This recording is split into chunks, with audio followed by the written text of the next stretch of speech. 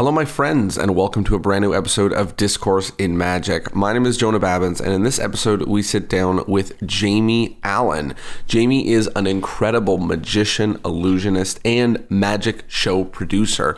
He has produced so many shows in his lifetime, including very unique things like Illusionarium and Magic Immersive, one of those in Toronto, my hometown, and one in Chicago. And he is about to open up his show Amaze off Broadway, which looks like an incredible production. So in this episode, we talk about grand scale illusions. We talk about what succeeds in producing a large scale touring magic show. We talk about some of the best illusions, some stuff that isn't so great, a lot of fun, and you are going to learn a bunch, maybe as much as I did. So here it is, a wonderful episode with the incredible Jamie Allan.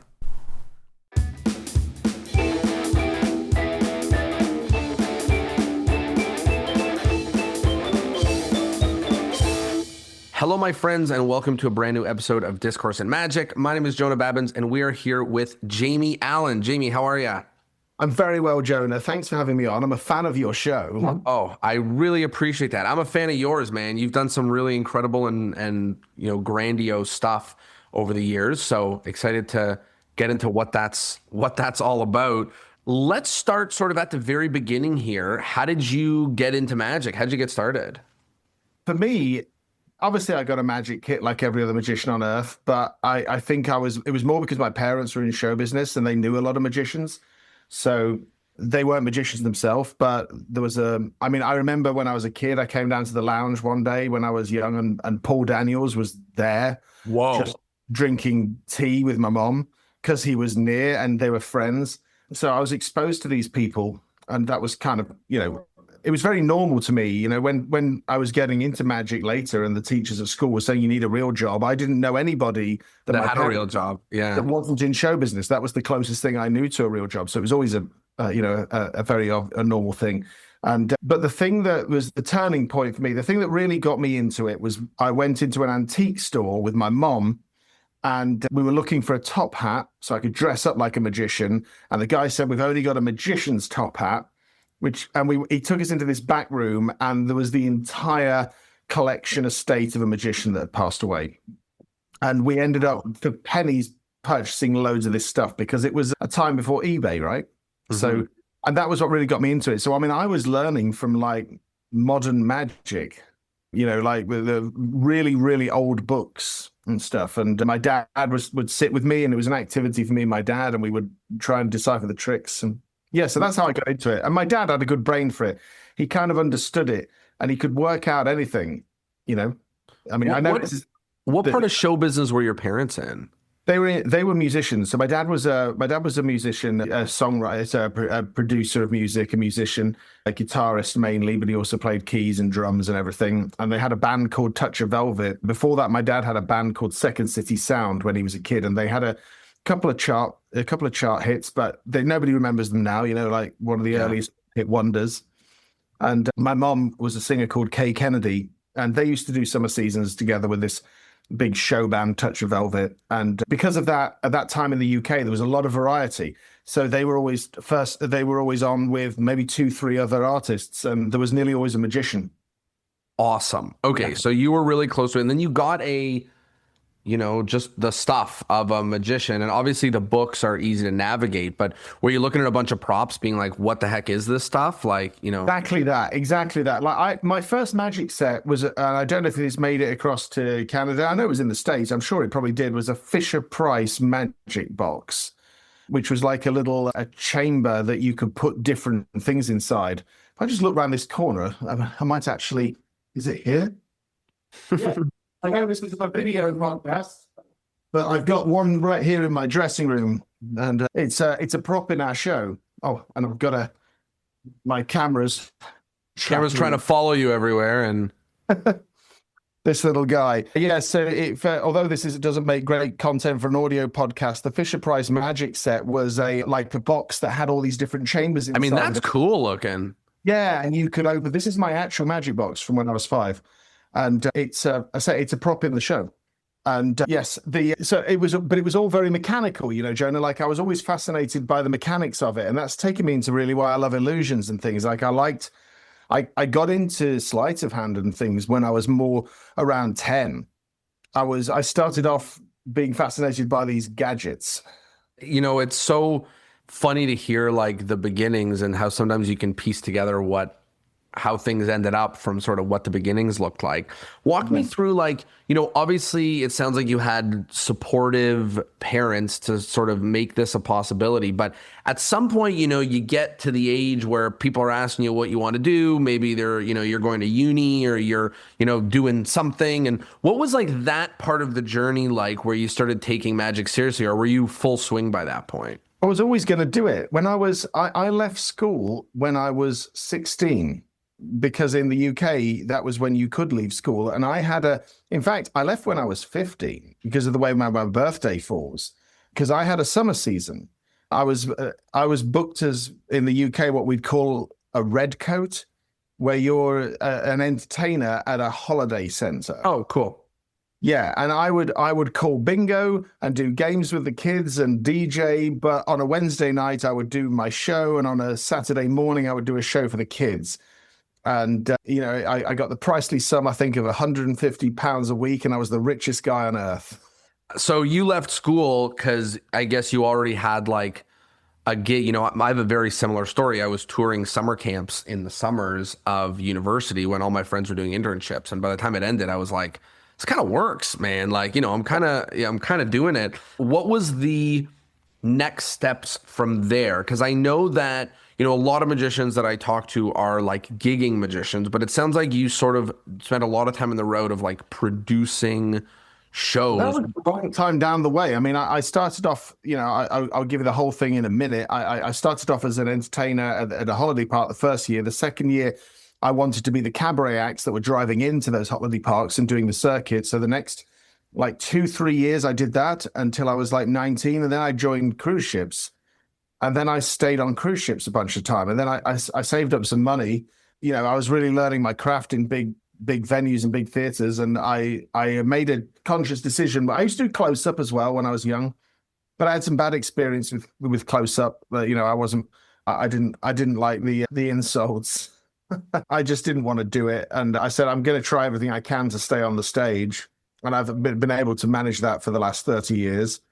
And so I joined cruise ships, and then I decided to produce a musical that I wrote with a guy on the ship about Houdini. And we poured our heart and money and some other people's money into it. And we did. And that was a good show, actually. But, it lost an awful lot of money because I didn't know. I thought you put posters up and people come. Right.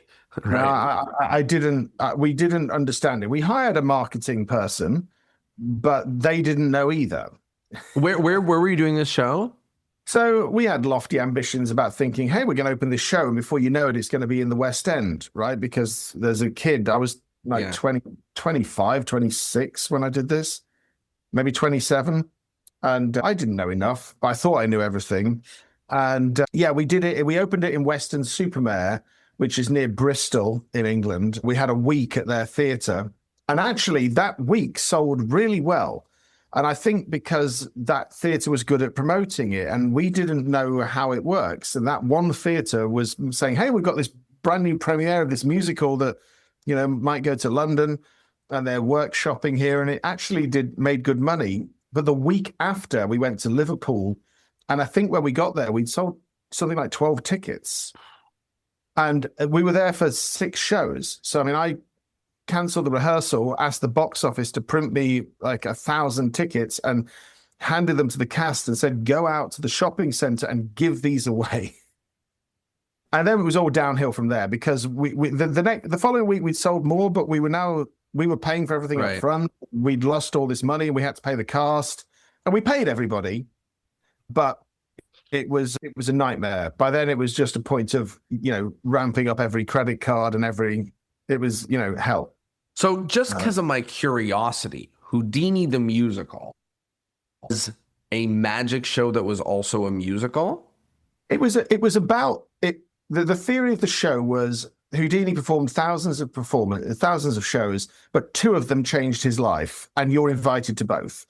And the first half was the on-stage, off-stage, backstage of one half, and the second was, the events that were unfolding that caused his demise. And it was a love triangle, the way that we wrote it. We took a little bit of artistic license, but not too much. It was great. It was, for what it was at the time. I'm still proud of it. But it was a full-on musical. It was sung all the way through, no dialogue. Everything was sung. And you wrote music, like? No, the guy I wrote it with, Simon, he wrote the music. I wrote a lot of the lyrics with him. We wrote the book together, and I did the magic, and we co-directed the show. And we had some big magic in there, a huge levitation sequence. We spent a lot of money on a water escape, which of course you would expect we did, with 3 tons of water. And that was so big that it used to get a round of applause when they opened the curtains. And and a bunch of magic. We did a metamorphosis, and we did a couple of pieces of magic that were part of the story, but weren't really presented as magic. A couple of vanishing appearances. Yeah, it was a great experience and a learning one. And it taught me I had to go and bury my head in the sand for another 5-6 years to dig my way out of the financial hole that I'd put myself in. But also, it kind of potentially, when you try something brand new and then it gets brutal results, sometimes it like gets you away from wanting to do more things like that. Did you go right into producing more shows, or did you kind of go and hit the cruise ships for a little bit longer? No, I stayed on the ships for a while. I thought, I'm not going back. It was a difficult time. And then the next time I produced anything was when we decided to go back at it with iMagician. I'd started a couple of other little businesses and things, and some of them had worked okay, but they weren't completely magic. We got into, we started a video editing business, and we did some other things that, just an attempt to try and have some other streams of cash.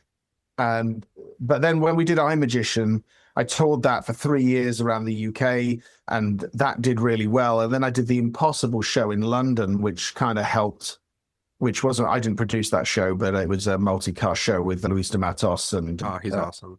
Yeah, and it was directed by Anthony Owen, the late Anthony Owen, who's my friend. Let's talk about some of those shows. I think first, the iMagician, obviously that was like, something of the time of iPod, iPhone, was it all like tech magic? Is that what it looked like? Yeah, tech themed. I mean, not all of it was tech magic, but yeah, we had some great stuff in that show. And during the years that we did it, we got it to a point when it was nearly all original material by the time it closed up. Wow. It was something of the time. I think I got the best of it. I think there was a moment when the idea of a magician doing something with technology was a really new idea. Yeah. And when I started it, it certainly, Marco Tempest had been established a long time. I don't claim any originality for it, but to put it into a theatrical production and to say that was the core element that sewed it all together, it did work and it did sell, because that's how we broke into the States. And then I did Chicago. I got an offer to take the show to the Harris Theater, which is a 1,500 seat, and we did multiple shows there, more than 20, less than 30. I can't remember exactly. I'm sure we can find out on the internet, but we still, and this wasn't me, it was just everything just hit like viral. Every press thing we did, everybody loved us. Every TV show, we kept inviting us back, and we pretty much sold out. I mean, we did something like over 90% average business. And with some days we did 3 shows one day, and wow. we ended up having this bizarre record where we still to this day we've sold more tickets than anybody ever has to a magic show in Chicago. Now, and that's not me, and that's also not to say that, Copperfield or Penn and Teller or Chris Angel couldn't do that. I'm not suggesting for a second that. It was just we did so many shows, and the markets worked. And I think there was something in the fact that I was a guy from England. I was in this big theater right in the middle next to Book of Mormon and Hamilton. Yeah. And I think there was a certain amount of comfort, because people were going, well, he must be good, right? I mean, he's in this massive theater. And how long ago was that? 2018. 2018. And do you think, like, aside from the theme of the show hitting the nail on the head so hard of the times, Was there anything that you like learned that you did differently from Houdini the musical that made you go like, oh, this is the way? It's just my show, right? Because Houdini, I obviously wasn't in it. I can't sing. There's a big part of me that wishes I could be a musical theatre performer because I love that sort of thing. But I mean, I'm terrible at it. So I try to get involved in other ways. But I mean, this was just me doing what I do. And I mean, I believe that if you're passionate on stage, and I have quite a gentle approach, and I'd like to think quite a kind approach with the audience. And I think if you're passionate about what you do, genuinely passionate about it, the audience will come with you. And everything about that production just worked. And it wasn't like I look back on it and think we couldn't have done better, because you always... Yeah, of course. But it all just hit. And we were going to return to Chicago the following year, but then I can't remember what the issue was. I think the theatre got double booked, or something happened. So at the last minute, we ended up going to the Hobby Center in Dallas with it the next year, in Houston, excuse me. And that went really well. And we were sort of on a good road at that point. And then that's kind of when COVID hit. Yeah, yeah. And that was the last time we did it. And after COVID, we did obviously try to say, oh, design magician. And I said, I think that ship has sailed. Yeah. There's not that I'm knocking, like, there's some people doing some incredible stuff with tech, and hats off to them. But I think that the moment has passed when it was really special. And I think I was lucky for the first one time in my life. I think I was lucky that I was on the right thing at the right time. Yeah. That definitely sounds like one. Was there anything, I know I sort of asked this, but just to ask again, was there anything like marketing wise that you did different, especially in the early days of that show while it was in the UK, that, really made it work or pop off that you didn't do with Houdini the musical? Where you're like, oh, we got to hire the right person, or this, or... Making sure you've got the right amount of money and for the marketing. Like, it's a very simple equation. You want to spend around about 30% of your possible total yield. So if one night's performance can make $100,000, you need $30,000 to market that show. And if it's a one night show, it probably won't work. But my model has always been to sit down. It's hard to market one night as if you're not a big name. Yeah. So we've tended to say, well, we're better off doing quantity. It's easier for us to spend a lot to promote 12 to 20 shows in what market that and then we just go, and we can put all our attention on all the media buying, all of the... Oh, you just cut out. I just lost you. One night, and then lose all this, and then we would... Sorry, you cut out, Jamie. Sorry to cut you off. You cut out there for a second. You cut out for a second. Do you want to say it again? You said, it's easier for us to put all our money on one... Yeah, it's easier for us to put all of our money into one show that's going in one location for a number of performances, because we can get everything correct, from all of the radio to all of the press. We can get everything about that local market right, and then we just disappear. And we don't do anything for 4 or 5 months, and then we do it again. And that's always been my model.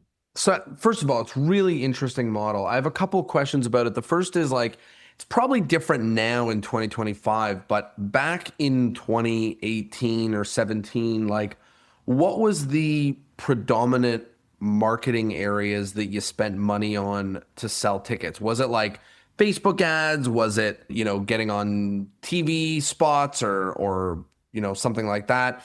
What was it?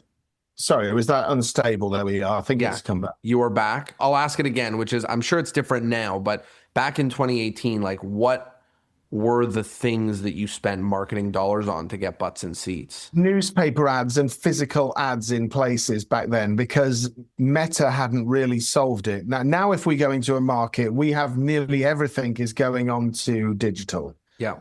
I mean, right now we're in New York. We're going to open in New York in a week. So we have a lot of traditional, what we call out of home marketing here in Times Square. And we've spent well on that. So there's a real physical presence, because we're in a tourist market where we need people that are out on the streets to see the show. So the locals are buying through Meta. Right. We're targeting them, but the people that are turning up into Times Square, in fact, the theater we're in said, I don't know what you're doing with the marketing, but we're getting so many walk-ups, people coming into the box office to buy tickets. which is great. So it's clearly working.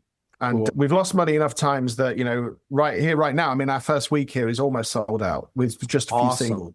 Awesome. I want to talk, before we sort of talk about the stuff you did in the pandemic, which is very interesting, and this show now, I want to talk a little bit about illusions in general. So like illusions. I love talking about illusions. Well, first I want to talk maybe big picture and then we'll zoom in. But I think illusions there's a lot that's interesting about it. I mean, the first thing is that it's kind of a bitch to do because you have to store them and travel with them. And whatever is going on with the times right now, like, mentalism became real popular in the last 10 or 15 years. And, not dragging around giant illusions has become very popular. And they are expensive and hard to keep, and now you all of a sudden need quantity of people that you didn't need otherwise. Absolutely. And there's a lot about it that's like, it's almost surprising to still see illusions now because of how much of a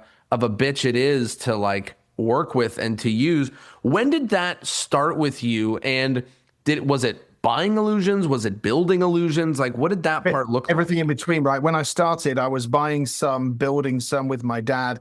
I couldn't afford to buy the big American props starting. So, I mean, we were trying to make things, get things. And then slowly, over a period of time, I built up a collection of a few, and I was doing the cruise ships. And then I was sick of them and I sold them all. On the proviso, I did a great deal for a guy, but I said, you have to take all of it. Right. Like, everything in this.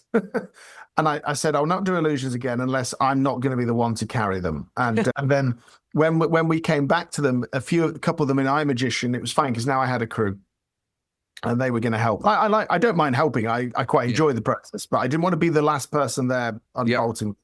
There's two things I don't like is shunting a load of gear around by yourself is a lonely life. And the other thing I can't bear the idea of is driving a truck that has your own name on the side of it. I think that's very funny.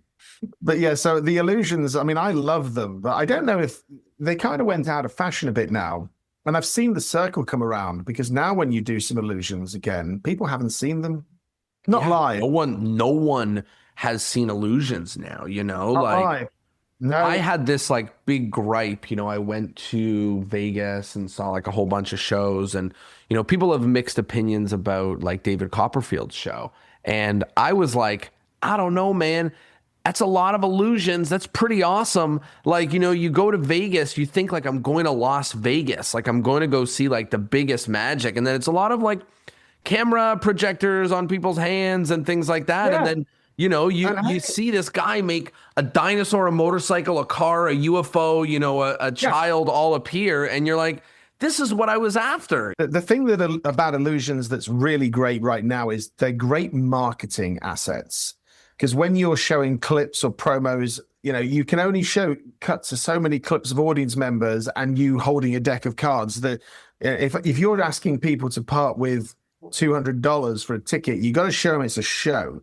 Yeah. So, if we can have a shot of somebody flying and a shot of a big motorcycle, that helps. But we barrel through these things in the show. I mean, in this current show, there are 5 moments of real scale. And none of them they are not 7 minutes of the entire show. Well, that's the other reason why these things are going out of fashion, because your biggest, heaviest prop is the shortest, the shortest trick in the entire show. Yeah, I think the days are, like Hans Klock does it incredibly. He's still the last person I see that works in quantity. Like they're just barreling on, barreling off. And by the end of the show, you not only can you not count how many you've seen, you wonder where they've all come from. Because you start to, after a while of watching Hans Klock, you start to imagine what backstage must look like. Yeah. I haven't seen Hans Klock live, but I saw Reza's show, and Reza also does huge quantity of illusions. So that was like, really, really cool to see lots of illusions that are, that are actually happening. Yeah, we've got a great start with him. We've got one of Reza's illusions right here. That's just come in. Which one? Oh, it's an eclipse. It's just something off his tour that we're reusing for a thing for the opening promotion for the show. Cool. This gig is a dream come true here, because have you ever seen Greg Fruins? Yeah, of course. So Greg is on stage right now welding and building stuff for this. And I'm like, this is awesome. Like these people are heroes on my kid, and really and they're all here helping us out. It's awesome. Do you have any favorite illusions or any ones that you like create that you hold really close to your heart? My favorite illusion that I have ever been involved in is currently sitting on the stage being put together because it's too large and it has to be assembled on the stage. And it's something we've been wanting to do for a really long time. Greg's been project managing it, and everybody at the theatre is incredibly excited to unwrap a certain part of it and see it later on today. So today's a big day for that. We're all very excited. Can you tell us something about it and what it is? Can't say what it is because it's the big thing at the end of the show. Got it. But it's going to be so much fun. Have you done it before? No. Awesome. But yeah, we've got to, this is actually a pretty small theatre that we're in, but we're right here in the heart of Times Square, but we're delivering a really big show in this space. So I think it's going to be thrilling, particularly this last thing. Well, I am certainly intrigued. I want to talk about what you did during COVID, because there was a short list of magicians that really like shined during the pandemic. I know that's a crazy thought, but like, that tried some crazy stuff. And I think like us included, we did 5 video game virtual magic conventions and 500 virtual magic shows and a bunch of other mayhem and crazy stuff. And it was just like a time of like this like unique creativity where you're like, hey, everything's different now and let's play and let's try. And you guys brought Illusionarium to Toronto. Do you want to talk about sort of what it is that you guys were doing? Yeah. So what happened was we were supposed to go to Toronto that Christmas with iMagician. And when I spoke to our promoter, I said that we've got a bit of an issue here, really, because there's no way it's going to go ahead, right? We can see that. They're saying it may, but we knew it wasn't going to happen. And I started to think in Toronto at that time, they were allowing up to, I think it was 50 people, shows for 50 people. Maybe it was 30, which obviously doesn't make any financial sense. Yeah. So I started to think, well, if we can't get 1,500 people in a theater, how can we get 1,500 people through it during the day? And so that was when we came up with the idea of having 5 smaller theaters that people zigzagged through. And the idea was it was a journey through the ages of magic. That was the concept. You started in the Egyptian Hall, and then you went into the Palais Royal, the Robert Houdin sequence, and then you went into the Egyptian Hall, and then into a secret chamber with a Houdini experience, and then into the TV world, and then into a modern world at the end. It was a fun rule of the 5 rules of magic. And then we took the audience through secret passages into this secret chamber that we'd built, which was awesome, this water escape, which was like arguably the best thing in the whole experience. And then you came out of that into the modern world, like TV magic, where we had Penn and Teller, we're doing Love Ritual, where everybody got some cards. It was all on a bunch of screens decorated like a TV studio. And then into a modern room where they were seeing fairly contemporary and large-scale illusion. Every show had to be exactly 10 minutes long. 10 minutes to the nose, because all the infrastructure was an audience would enter it, and every 15 minutes we would enter a new audience. So you would see the show for 10 minutes, then you'd go through the passageways, go into the next theater, and the show would start precisely 5 minutes or 3 minutes, depending on what the journey was. And about once every 6 shows, we would leave a gap to catch up if it was running behind.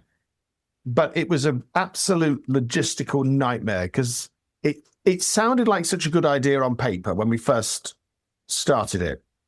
But trying to organize the logistics and the crewing, I mean, we had 130, which was the great thing about it. We had 130 people working on that show in shifts, not all at once, because it was running all day. Yeah. And the single best thing about it was we were able to give work to an awful lot of people in the industry that weren't working. Mm-hmm. That was fantastic. We made some money out of it. Like, it did sell, but it wasn't the show that I envisaged initially because, we We couldn't speak to the audience. The performers had to wear masks. And when we closed it, I think it was pretty good, but it took a long time. Yeah. A long time to figure it out. I don't know if did you see it when the bullet catch was in?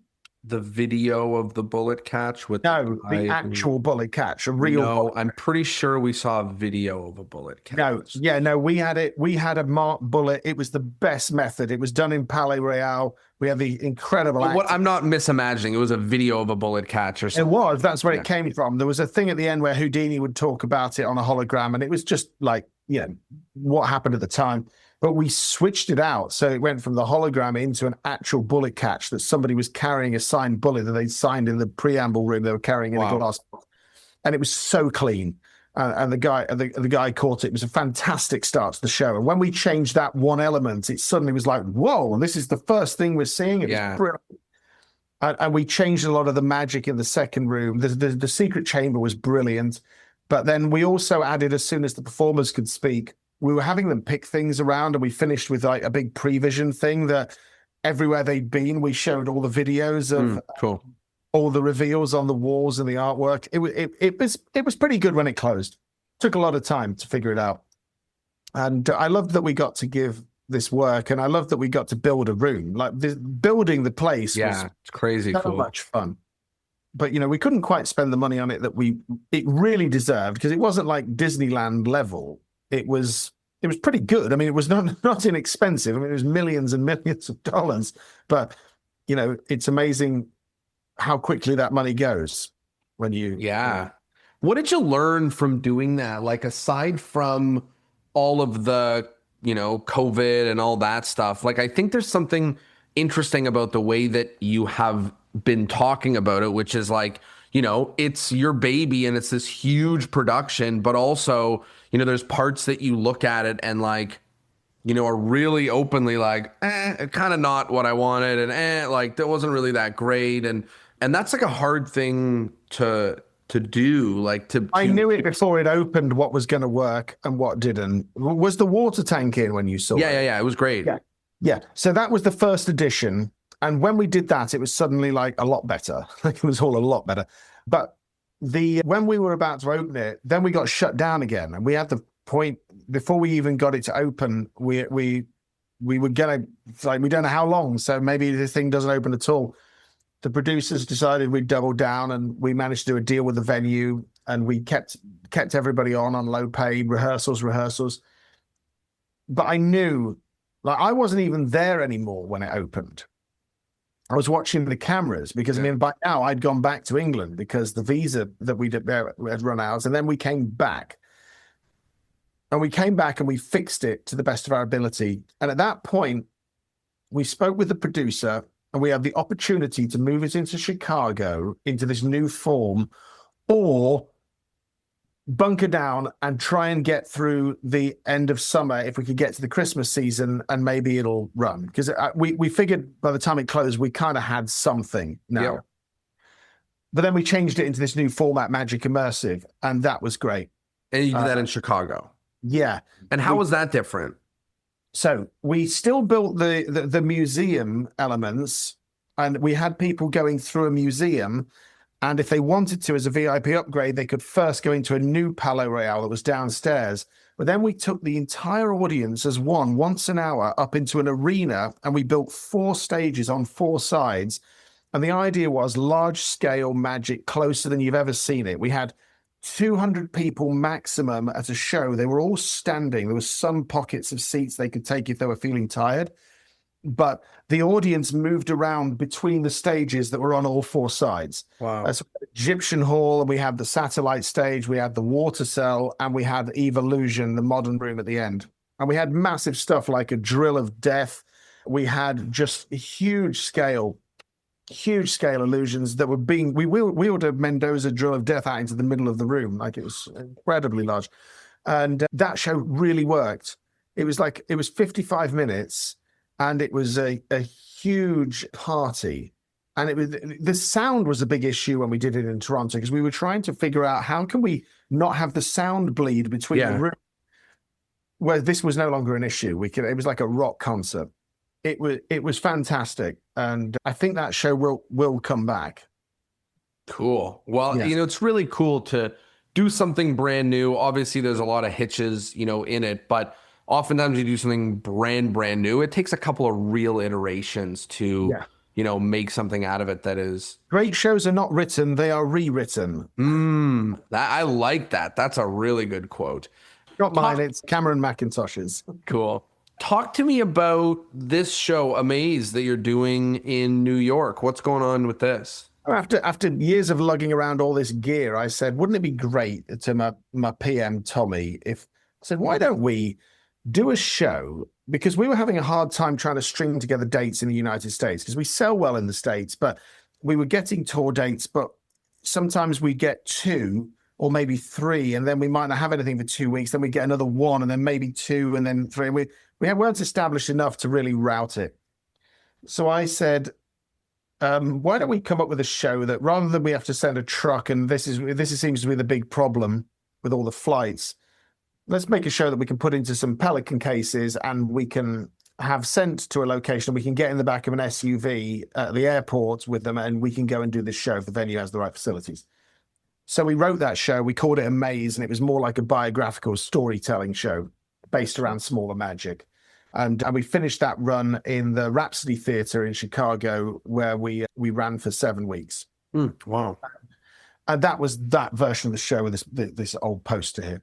And that we got a review from Chris Jones while we were there.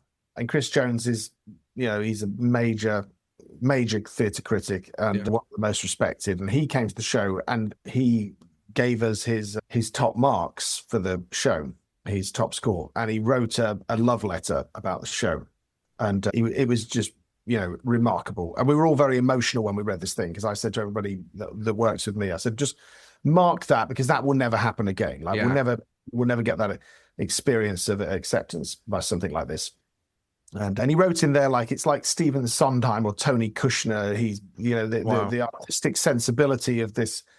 It was just a beautiful review. And so then we all said there's legs in this show. And then it turned right back into exactly what we tried to get away from, which was two trucks and a fully realized set. We took the show into Baker Street in London last summer, called the Marylebone Theatre, a little 220-seater in the West End, but not actual West End. Yeah. And that show reviewed really well. It sold well. So then we got an option to transfer into the West End. So we went to the Criterion Theatre, which was where Darren Brown put the show into with the cast members. It was a fantastic theatre, real legitimate West End theatre. And we got the Times Critics' Choice Award while we were there. So as soon as we had that, and it was just this series of events, a little bit of luck, hard work, but luck, a little bit of luck. And then we had an option to go on Broadway to a theatre that had a 6-7 week window. And I said, we're going to lose money if we do it. Like, the best case scenario on Broadway, because it costs us so much, best case scenario is we'll break even. Yeah. So we wanted to do off Broadway, and we found this theatre in New World Stages, and we have this theatre open-ended. There's no end date in sight for it. Wow. So we're going to be here as long as we can sell tickets. And so consequently, we're building this out like a Broadway production. I mean, this is off Broadway, but I say off Broadway, I mean, you walk out the front door of this theatre, you're opposite Wicked. You're very much on on Broadway, but the number of seats, if it's less than 499 seats, it doesn't have to be a fully unionized theatre. Right. And that's the difference. Because we can run this show, we run with one tech who runs everything. It's all QLab, it's all pre-programmed. One stage manager who does the illusions, and the 2 assistants and me. It's 5 of us run the entire production, and it's a big show. But we're using a lot of automation to allow that to happen. And we right now it feels like a big show, because next door there is 35 people welding and putting I-beams up and everything, transforming this little theatre. And we open the show in 10 days' time. Wow. Okay, I want to ask you something about these shows in general, which is that it seems to me like you are very often, reinventing the wheel with what it is that you're doing. And what I mean by that is, I think, like, once upon a time, the advice was, do the same show for like 20, 30 years. It'll get sharp. It'll great. And like over the course of this conversation of the shows that you've toured with, which have, maybe it's 10 years, let's say, there's a tech themed show. There's a COVID show with projections. There's this. So, I imagine that I'm sure there's things that you've been doing for a long time, but I imagine that you're like throwing it out and making a completely fresh slate with making magic. Am I understanding that wrong? No, you're not. I mean, but there are things in this show that were in iMagic. There are things that we carry around with us, routine things that you take with you, don't you? There's just stuff that works. But this show is mostly new. I mean, when I did iMagician, we did a lot of original material. This show has some of my original material in it, but it also has some items which can be purchased. And we've put a real story to it. This show is all about the story. This show is all about the emotion, and it makes people feel genuine emotion. Like it's all about the twist at the end and the tale that's told. iMagician was about high-tech magic spectacular. Illusionarium was like immersive theater, because that was its world. When I was younger, I was trying to follow trends, and now I sort of have a fair idea where I think it might go, and we try to move into that market. Like immersive theater was a huge thing 2 years ago. It still is. It's going to be there for a while. No, but it was really big. Theater is going to be it's going to change. Technology is always changing it. It becomes harder and harder to sell tickets. Media is so diverse. I don't think having a TV show, like I've achieved anything that I wanted to put my mind to. The one thing I've never wanted to be is famous. The one thing I've never wanted is my own television show. It's never appealed to me at all. I mean, if somebody literally came knocking saying, "Do you want it?" then it'd be a hard thing to say no to, right? Yeah. But I've always wanted to do live work because my passion is that. So yeah, and I love the creative process. Like right now, I'm in my element. This is the best thing. And I always get the same thing when we turn up in venues where the crew are like, I've never seen a crew that's so hands-on, because I'm like putting clamps on lights and they can't figure that because I'm the star of the show and I'm on the posters outside and they never see that. And I suppose two reasons. One, I love it. And two, I expect everybody that works for me to chip in. And if I push the flight cases, you push the flight cases. Yeah. That's awesome. And it's good to hear, obviously, that there's a mix of, old stuff and new stuff, and, they're trying something different. Talk to me a little bit about the creative process for one of these shows. Like, do you have brainstorming partners? Is it just you with a bunch of Post-it notes? Like, what does it look like? Well, it always starts off with an idea that I've come up with as something I want to progress, but that's all of us. I mean, this particular show, we really took it early doors. We used Harry de Cruz on the first version of the show to help us write it. And then on the second version of the show, we brought in Jonathan Goodwin as a director. He was a fantastic voice in it. I always create everything with my business partner, Tommy, and Steve Sterling. The three of us own the business, and Tommy is my right hand. He does everything technical. Like, he is a guru when it comes to everything show control, every kind of conceivable show system. And also in many cases when we were doing iMagician, how to make these things actually operate safely, or reliably rather. And are they magicians? Tommy isn't, but by now he is. He's been with me, been working together for 15 years. And at this point, he's a magician right now, because he would never do a magic trick, but he understands every nuance, Harry is a great magician, but Harry, I'm pointing there because he's often sat there making things at the moment. He's not here right now. Harry has come from the UK, but Harry is working as my alternate here, because we're running here maybe 52 weeks of the year, and there are times when I'm just not going to be able to do the show, so he is here to cover the show. And Natalie, my partner Natalie, who is just an incredible force, she's been with me in the show now, working with me for 12 years. Wow. And we've been together a lot of that time, and she really runs all the crew and all the stage and everybody else, and but yes, this show was a collab based around my life. And we created it. It's a real team effort at this point. But this is a real theatrical production. This show, it's the most theatrical production I've ever done. More so than Houdini. And we have to sell it as a magic show. But this show, when you've seen the show, you don't think I've seen you don't tell your friends you've seen a magic show. They come out and say the story. And that's really what we wanted them to feel was, feel something, around it. So it's two shows that run coincide. It's a magic show that's running alongside a story, and it dips in and out of it. But we're always in first person, like we're always in the room with the people. But we have a clever way with the set of letting the audience know, like sliding doors, when we're telling story or when you're now watching magic. And some things seem irrelevant at the time, but later everything in the show is here for a reason, which is a nightmare as well. Because anytime you want to change something, we say, oh, but if we change that affects that because you say that's referenced here and that's back referenced here and that's the so it's like a real puzzle, and that bit's actually genuinely kind of frustrating and challenging. It must be like, it must feel really incredible to go from, packing some Pelican cases and going on a cruise ship to running a team, even if it's a small team. Like it really is a different universe right now, as like, when you picture being a magician, I don't know, maybe think of like driving in a car, life on the road, going to do some gigs. And this is almost like the opposite of that. This is like being in theater. But this is, it is theater this now.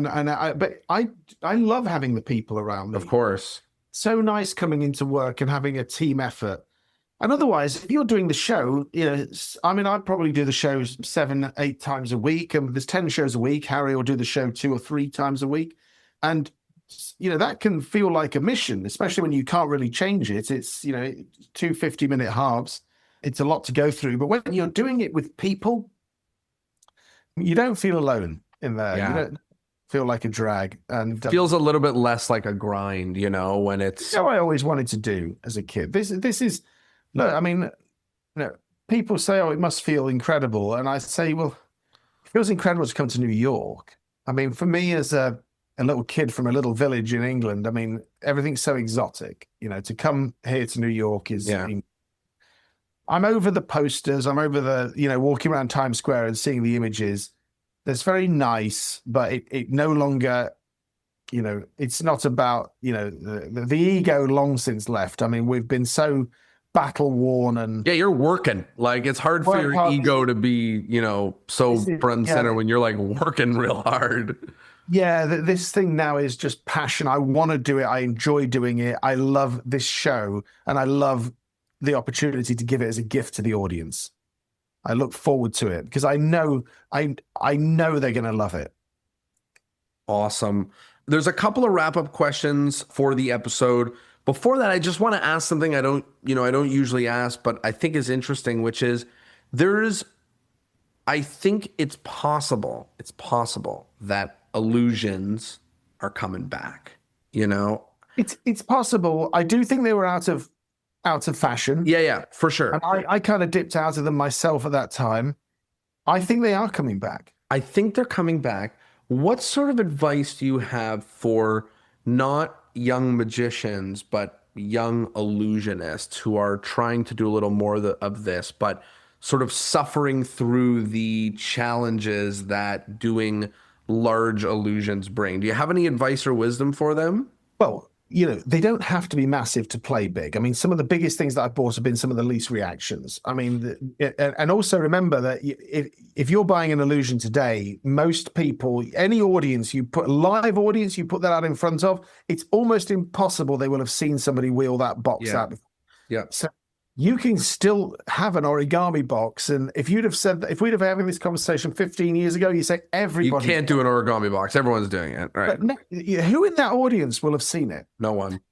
They haven't seen an illusion. They haven't seen... Most of the time, they haven't seen a magician. So there is great stuff out there. I use origami as the reason it was so popular is you can put it in the back of the station wagon, right? Like it's not that big a deal to move around.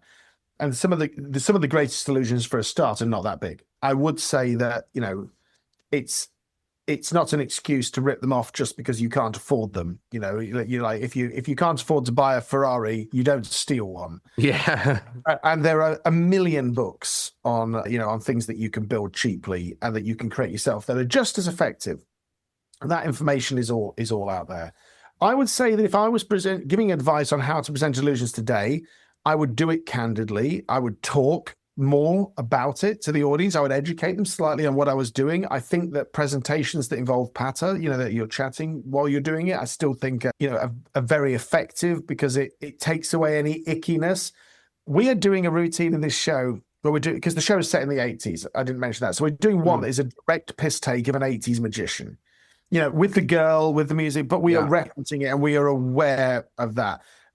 Don't just play a pop track and dance around a bit and get in the box. I think that's the reason that Illusions fell out of, because the audience is sat there thinking, does this person think this is good? Yeah. Do they think this is cool? Because this isn't.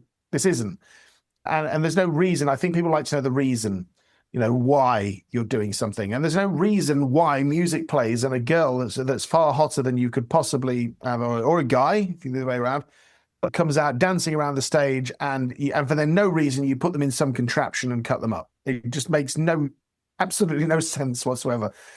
So, I would think about the performance, give it some logical reason, or talk about it. I think people love hearing about these things. Yeah. So if you have an origami box and you say you want to see something really cool that I did an event, this thing I saw this when I was a kid and I've always wanted one. And I'm so excited to show this to you because this fooled me when I was young. And people love just to hear why, and don't use them to attempt to look cool. Hope that the magic makes that.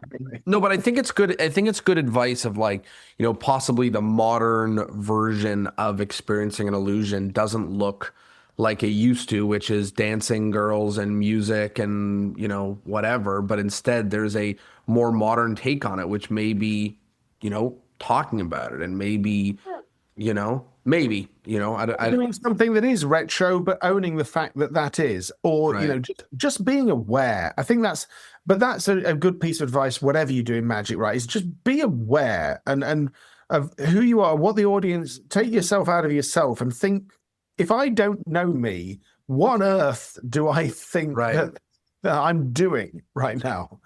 Because, overconfidence in magic or this kind of thing, it doesn't sell. People love, here's a bit of advice that I think is very useful, that people love podcasts. We're on one right now. Mm-hmm.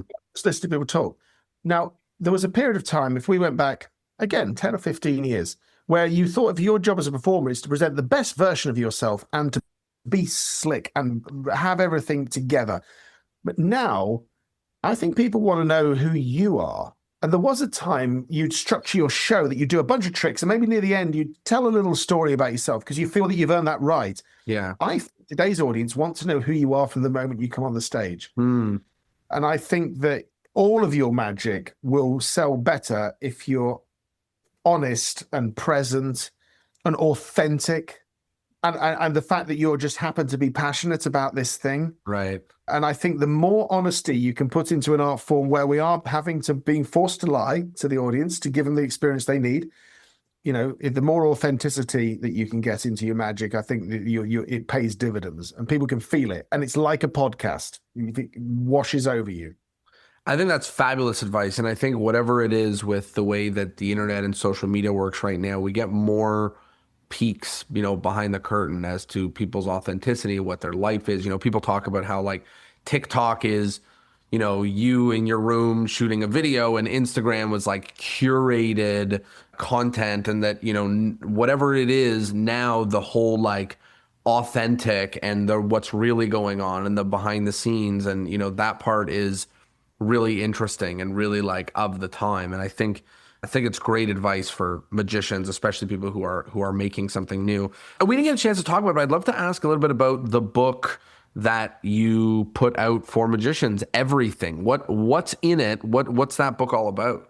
It's tales from productions, and it's magic, it's advice, it's things about how to market your show, direct your show, choosing material, and then it's peppered with magic and illusions. There's some of the original things that we've created, plans on how to build certain illusions, from as large as a appearing helicopter or a motorcycle, to smaller things that can pack into a station wagon, to advice on putting magic on a large screen and the type of cameras to use and how to shoot it and light it. And then along the way, it tells the story of Houdini the musical and I'm Magician, and it tells the story of Illusionarium and Magic Immersive, the things that we got wrong, the things that we got right. And it was something that also came out of COVID.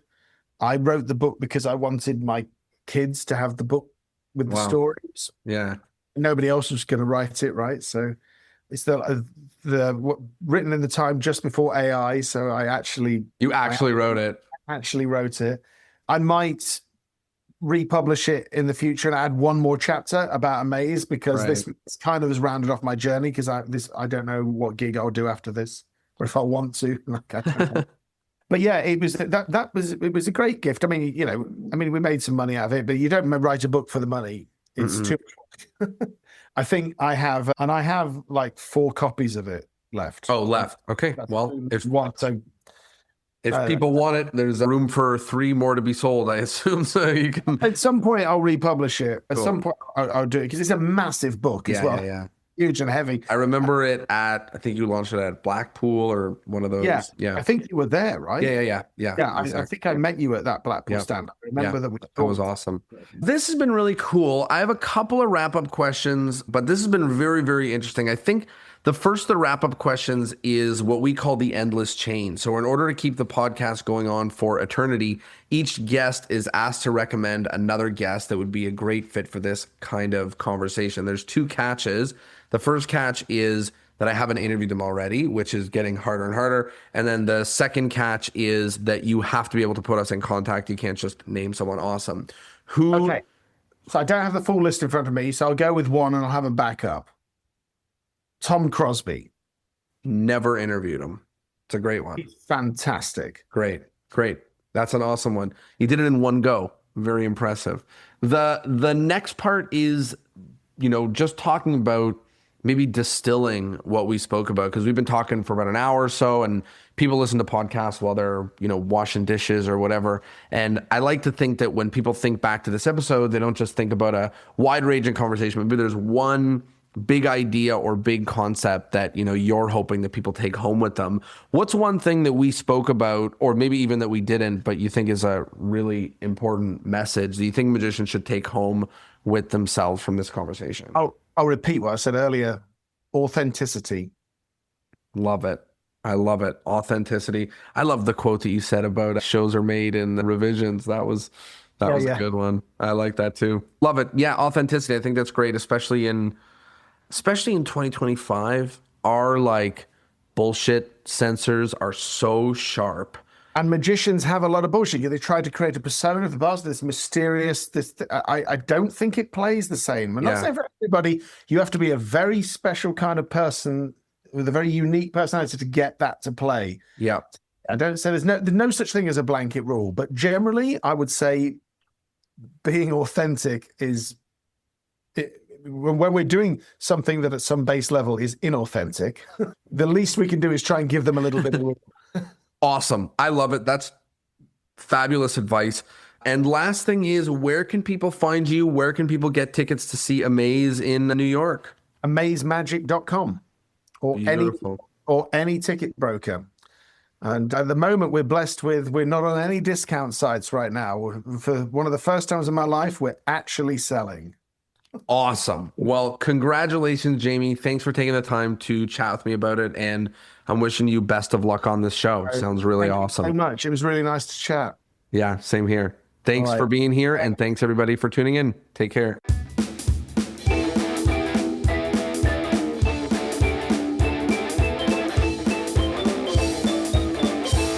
Well, there you have it. I hope you liked the episode, and I hope, of course, that you learned something. If you are listening to this right now or near when it came out, then I am at FISM, not only having a good time, but with my fingers crossed, hoping to see if I win the FISM award for podcasting. I will be in Italy. I'm putting my hand in the Italian hand gesture. You can imagine what it is. Anyways, I'm hopefully eating pasta right now, and hopefully you enjoyed the episode. Share it with a friend, tell someone, maybe vote for me if you haven't done that yet. But whatever you do, I will see you next Thursday. Ciao.